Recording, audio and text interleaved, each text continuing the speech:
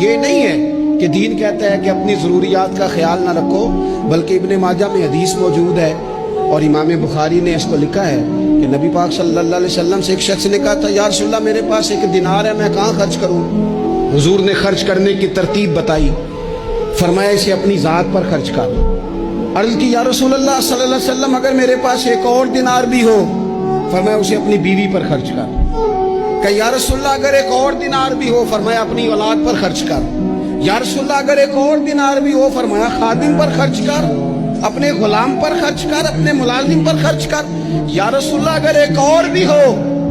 تو فرمایا پھر تو تجھے اللہ کے راستے میں دینا چاہیے نا، پھر تو تجھے فی سبیل اللہ کچھ کام کرنا چاہیے نا۔ اگر اللہ نے تجھے یہاں تک وسعت دی ہے کہ بیوی کا خرچہ بھی پورا ہو گیا، بچوں کا بھی ہو گیا، خادم کا بھی ہو گیا، تیرا اپنا بھی ہو گیا، اتنی ساری نعمتوں کے بعد بھی اگر کوئی نہیں بانٹتا، پھر اسے سوچنا تو چاہیے نا، اسے غور تو کرنا چاہیے نا، جب اتنی ساری اللہ نے اسے وسعت دی۔